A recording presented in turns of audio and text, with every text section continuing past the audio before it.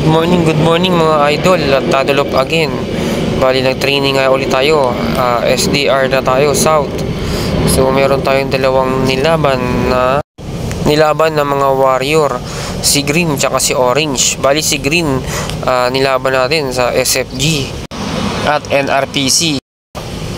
Then si Orange naman nasa KFPR siya. So yun, Laguna tayo ngayon, isang Calamba Laguna tsaka isang Santa Rosa Laguna. So si Green, sinali natin siya ng pooling. So pati meron siyang 100 pooling, 60 OBYB, din meron siyang 60 cage. Sinali natin kasi nakita natin ng potential si Green na mabilis siyang umuwi. Then si Orange is naka fan race kay KFPR.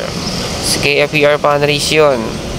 So yun, hintay-hintay natin yung dalawa, na-release na sila. Possible datingan ni Green is 8, 10, mga ganun.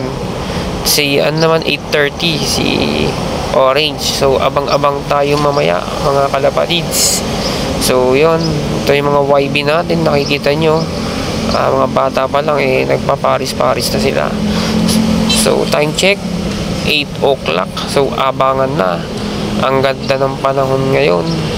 So abang-abang natin. Ang unang aabangan natin ay si Green na nasa FPR Kinarga South Derby Race. So yan, ganda ng panahon. So time check 8.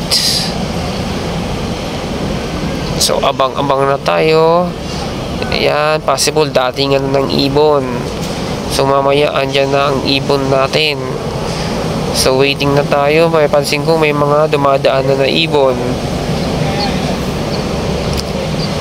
Ayan na, dumating na si Green. Biglang di natin na videohan pero bumaba siya agad. Ayan, pumasok na. So kaklak na natin muna siya. Ayan, so naklak na natin si Green. Ito na siya.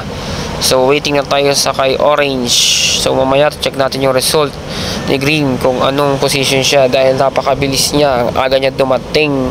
So waiting tayo kay Orange. Mamaya andyan na. So time check.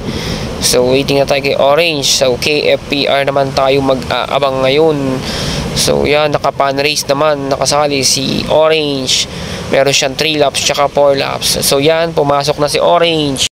Hindi natin na videohan ang pag landing ni Orange. So yan, pakain na tayo.